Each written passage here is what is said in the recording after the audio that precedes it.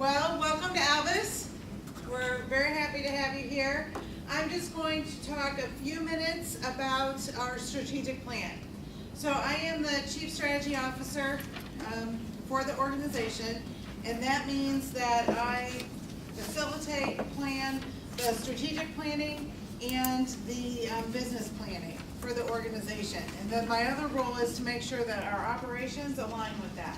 So when I say operations, I mean things like HR, training, quality assurance, IT, communications, that everything is aligned to support the work in the programs, right? So that's my role. If you want to hear more, my office is right upstairs from you. I hear you all day long when you're in orientation, and you're more than welcome to come visit me. So this is our planning model, and you will hear me talk about this over and over again. You'll hear folks in the operational areas, they may not use the same words, but they're using the same framework in the work that they do.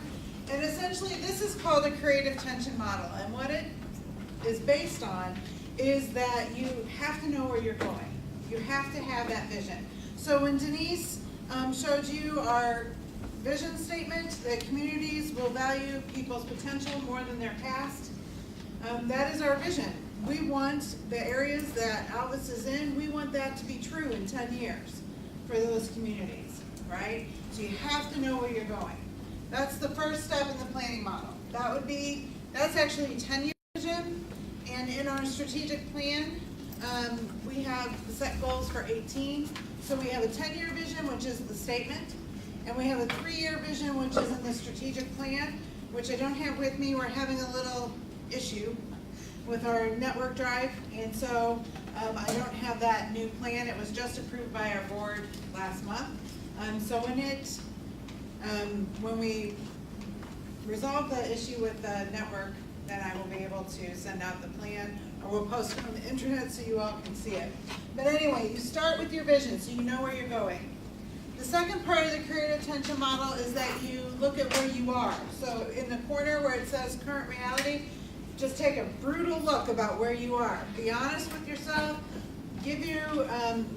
Pull all the data. So when we did our strategic planning sessions in December and January, this past few months, we pulled everything from research in our service areas to market research in the communities that we're in. What are the needs of the community? What are the needs of the clients?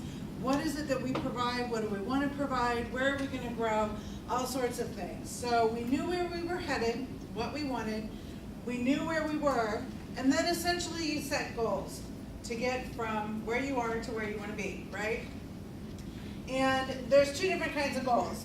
The first one is what is called in the model external goals. That really is your hard fact kind of goals. What's percent of clients say they're satisfied with their service? How many bed days do we have? Meaning how many days out of the year do we have people in our services in each site?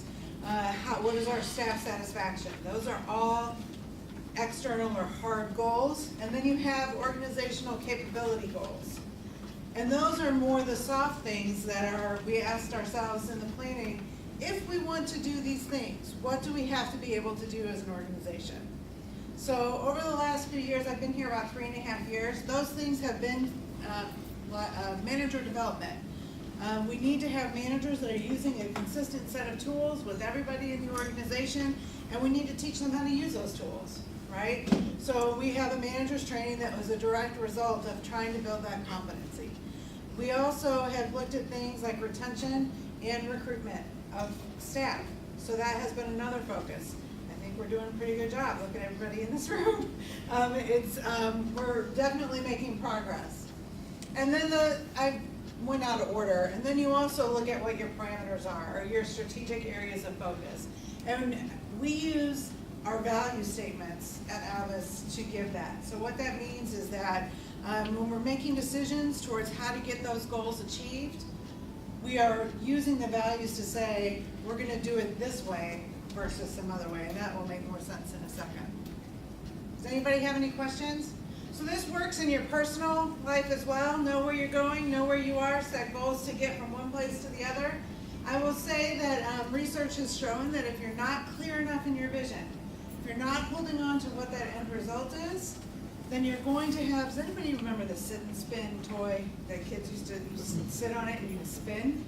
That is where you will end up. If you don't have a clear vision, the current reality feels like a sit and spin. Here we go again, right? So if you think of things that it feels like God, nothing's happening, or there's inertia, or we've just been through this again, here we go, maybe you don't have a strong enough vision, or you're not connected enough to the vision, or you don't know the goal, or you don't know the expectation. Okay, so the whole premise of this is you need, just like a cruise ship, you need a captain and you need an engineer. So the role of the captain, which is the leadership team and the executive team, is really to set the course, and the board as well, to set the course for the ship, right? Know where you're going, have a general sense of, that you're headed in the right direction, using maps, things like that. Then there's the engineer, which sets the speed, monitors kind of the operational parts of the ship, and keeps it moving forward. So we have both. The leadership, I would say the board, the leadership team, and the executive team are the captain, and the rest of the operational areas and all of you are the engineers. We're responsible for steering this ship and making sure it's on target, right? So our current plan is 3 years.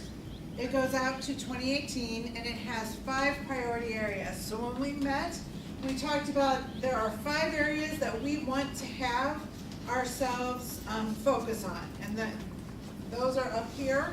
The first is business planning. So Denise talked about growth and expansion. Really the business planning goal in our strategic plan is around, let's do that thoughtfully. Let's make sure we're growing in the right places, that we're meeting the needs of the communities and our clients in the best way possible. Then the second area is community awareness. We're going to have communities believe in our clients' potential more than their past. People have to know who we are and what we do, and who our clients are, that they're not these big scary people, that they're just people, right? So there are goals around how to make Alvis and our work real for the community, and that would be in that bucket or priority area. The third is new program development. I think we have talked enough about that this morning. Competitive talent practices would be the 4th priority area. That really involves looking at what are our benefits packages, what are our salary ranges, what is our work environment like for folks. It's the whole package, right? And how are we competitive with other organizations in the market? So that'll be a bucket of work that HR and some other operational areas are looking at. And then the 5th bucket is infrastructure and financial stability. Making sure that we are diversifying our funding, that not all of our funding is coming from government agencies, that we have a variety of different corporations that support us, individual donors that support us, foundations that support us, and government funding. And then also that our infrastructure is supporting the work that you all are doing in programs, so that you can focus on our clients and help them reach their potential. We have annual goals every year, so we have a 3-year plan, but every year we sit down with a group of staff, from direct service staff all the way through to executive staff, and that group comes together and says, if we're going to be here in 3 years, what do we need to do this year, right? And so we just finished the 16 goals because our 3-year planning came a little bit into the beginning of the year, and then in the end of this year, we'll look at what should our 17 goals be. And you'll see reports on the intranet, hopefully from your managers, that say, here's our progress, here's how we know that we're hitting these goals, here's how we know that communities are changing the way that they feel about our clients, and that information will be coming out in a variety of different ways. And then our competencies, again, manager development is still a primary area that we're looking to develop.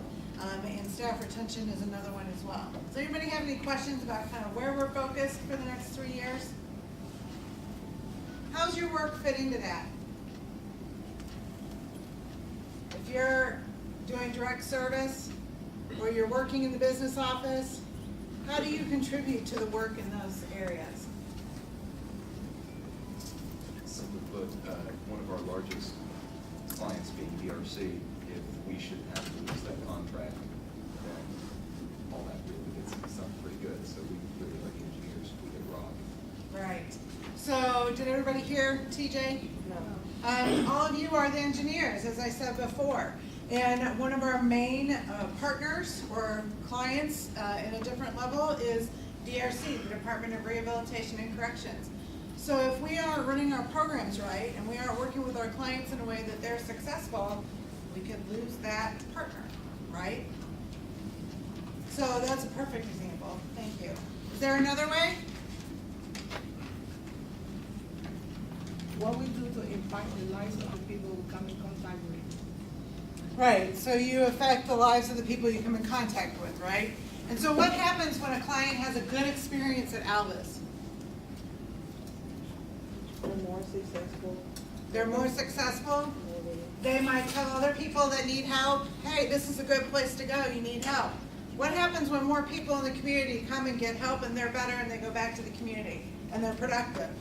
Well, then the community becomes more productive and yields, Right, drug use. right, so the community is more effective, right? Yes, Safer, feels better for everybody, like a healthier. healthier, that's a good word, thank you. And also then we alleviate the stigma. Right. No stigma. You're helping relieve the stigma. So, you all are working directly every day, either with our staff or with our clients, and yet you are very much impacting these 5 strategic areas. So it may seem a little high level, pie in the sky. This doesn't relate to me. It has everything to do with everything you do every day. Because you are the legs in which we make this happen. Okay, so guiding values. The other piece of the plan that we put in place this year was we identified a set of organizational values.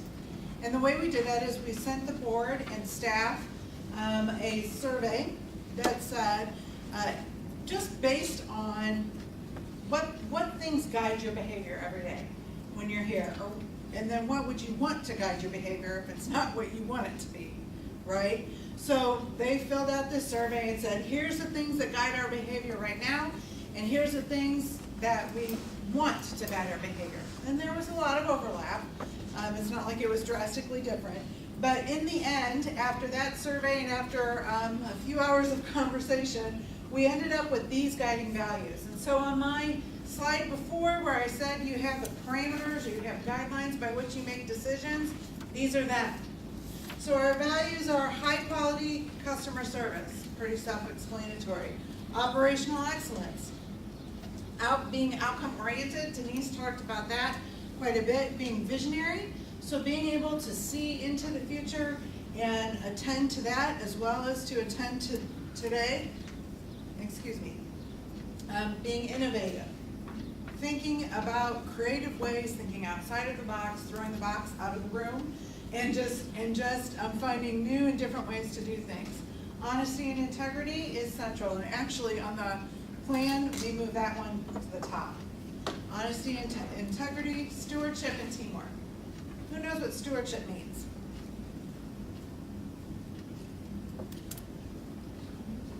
It has to do with how you manage either yourself, other people, or resources. So if you're a good steward, you aren't wasteful. You actually create results with what you have. Great. So how you manage yourself, your resources, you are not wasteful, you're using your resources to make things happen, right? To get good results. And that's exactly what the group talked about when we pulled this. It wasn't just financial stewardship.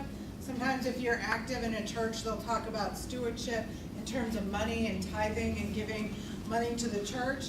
But it was also about how do we use our staff resources? How do we invest in who we are and in our staff in a way that will bring the success and continue the success that we've had thus far? And then the last one is teamwork. So if you're faced with the decision in your day-to-day life at Alvis, and you could choose between something that didn't really use our resources very well, that would be your teammates' time, your supervisor's time, whatever it might be. You know, you're gonna choose the option where you're being the best steward of resources versus not, right? So that's how these kind of work in terms of guiding behavior. Any questions about any of that? Okay, so you all should have the chart, the organizational chart in your book. I'm just gonna run through a little bit how we're structured. So at the very top of that is the Board of Trustees, right? That is Denise's boss, she has 26 bosses. So, who would want that, 26 bosses? So they are folks from the community. We have judges, we have lawyers, we have corporate folks on our board. We also have community members. We have people who have had family members that have been in the criminal justice system or that have developmental disabilities. It's a wide variety of folks, wide variety of skills on the board of directors. Our board meetings are open to everyone. They are the fourth Monday of every month. You would just need to let someone know that you are planning on attending so that there's enough space if you're interested in seeing what one of those meetings looks like. So you have the Board of Trustees, then Denise reports to them. And then there's the executive team. And the executive team consists of Denise, myself, Joe Geary, who's our CFO, and Phil Nunes, who will be in a few minutes to talk to you about programs, who is the Chief Programs Officer.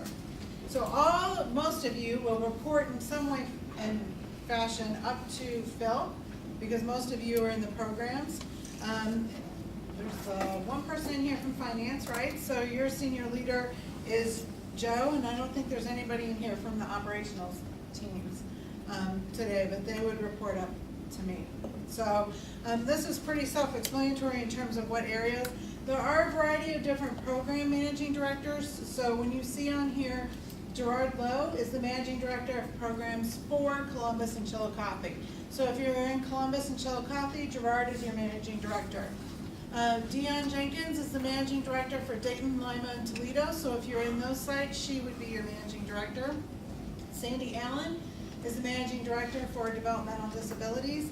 And Lois Stedler is the managing director of clinical services. So she works with all the folks in the drug and alcohol treatment areas. Right now, on your chart, it probably says Andrew Cook. He is no longer with the organization. He left a couple weeks ago, but there is a managing director of operations who works with our operational teams and with me to make sure that everything is aligned the way we need it to be. And Shonda McJunkins is the controller. She's essentially the managing director for the business office and facilities. So that's your leadership team. And then there's a whole variety of folks that reports to them in each of their areas. And if you have any questions, I'll be happy to answer them. So, who do you call when you need support? The first rung of support is always your supervisors and managers. You can, of course, if you're having an issue in your team or in your site, you can always go to HR. You can go to any of the managing directors.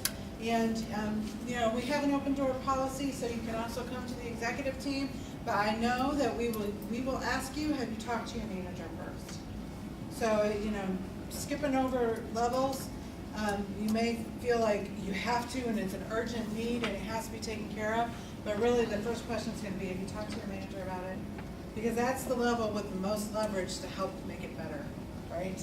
And then there's always a manager on call. If you're working on second or third shift, or you're working over the weekends, there's always a manager on call that's available for folks if you need it as well. Do you guys have any questions about structure? Who does what? Where you fall in there? So if I wanted to propose some ideas for staff development and I got the okay from my manager, who would I direct that to? Because It would depend if you're talking about staff development in terms of training, or if you're talking about staff development in terms of engagement. I would say training, which would be Luana, or Mike Walsh, who's the director of HR. Okay. And they work together as a team, so, you know, you could, if one would be a better leverage point than the other, they'll point you that way. Okay, thank you. Or you can send me an email as well. Any other questions? Thoughts? So I'm just gonna leave you with a few ways to get involved in Alvis. You know, you're new, and it's probably going to be a hot second before you feel like you're in your groove, and you know what you're doing, and you're doing it well, and you can just kind of work your way through it, right? But when you hit that place, when you are doing well, there are tons of ways for you to get more involved in the organization. The first would be, if you want more information about the organization, kind of our progress over the last year, who we are, how, you know, get the bigger picture of what we've been up to, the annual meeting is a good way to do that. This year, the annual meeting will be in May. It's usually in April, but we've moved it for a variety of different reasons. But everyone is invited, the community is invited to the annual meeting, and it just talks over the last year and the goals of the organization and who we are, what we've been up to. We have a strong belief at Alvis that we give back to the community, and that we do that in two different ways. So you will start seeing soon some stuff around Operation Feed, which is a drive to provide money and food for the Mid-Ohio Food Bank. And we do a variety of different things. We collect food, we collect coins, but there's also, what's the word I'm looking for, raffles that you can buy an extra vacation day or win an extra vacation day. You can win a jeans day. You can win a variety of different things. We have picnics to raise money, and you'll see things like that for that drive in particular. And then there's also the United Way campaign in the fall, and you'll hear more about that this afternoon. We are a United Way agency. They provide us a good chunk of funding for a variety of our programs. And really, if you look at who we serve and the communities that we are in, you know, the goal of the United Way is to provide people pathways out of poverty. How is that not going to help all of us, right? How does it directly impacts many of our clients? And so we look every year to have 100% staff participation. Mike and Raleigh will talk more about that this afternoon, but that really is very important to us as an organization and to the community. The staff retreat is usually in October. There's a planning group for that, and we do have some staff from the programs that sit on that planning group to help design the day, to make sure that it's engaging for everybody. The intent with that retreat is to have as many staff as we possibly can. Of course, we have to have people back in the facilities to run everything, but the goal is to have as many as possible. We have a variety of different staff recognition activities, and then there are a variety of committees that you can get involved in. I would say you need to do that after your 6-month probation period. Again, when you are feeling good, you know what you're doing in your job, and you're feeling solid, and you're interested in any of these committees, then I would talk to your manager first. There is a staff engagement committee that will be starting this month. That committee works on how do we engage our staff? How do we provide a great culture for our staff in our programs and in our organization? There will be a diversity team starting in May, and that group really is responsible for implementing our diversity plan and making sure that we are diverse as an organization and respectful of diversity and inclusion. And so that will begin in May. And then there's a variety of fundraising events. The primary one actually happens this Friday for this year, and it is called the Evening of Light. There is an opportunity to volunteer for that event. At this point, it would be next year that you could do that, but we do have a limited number of spaces for staff to volunteer. And if you volunteer at that event, then you can attend for free. The ticket is $175. So you just take a volunteer shift, and then you can attend the rest of the evening for free.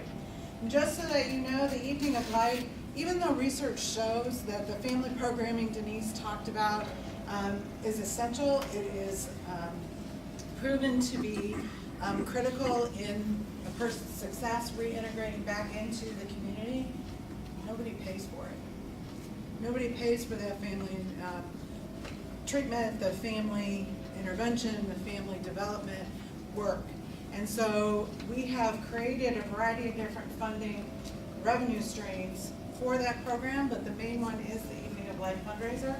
Last year, we raised $100,000. We're hoping to raise a little more than $100,000 this year for the program, and all that goes directly to the program to help pay for that program. So if somebody in the community asks you what Evening of Light is, you know what it is now, right? Any questions? 2 questions. Okay. For these events like the annual meeting and stuff, you send out emails to remind employees of that? The annual meeting, I would talk to Ash. I'm not sure if we send out an agency-wide email. We probably do, around that, but Ash would know the date of it. And for the evening of light, it's $175 per individual, so for a couple it would be $350. Right. Yep. Yep. Any other questions? There might be a discount for staff. Arlene Ryder, would be the contact for that.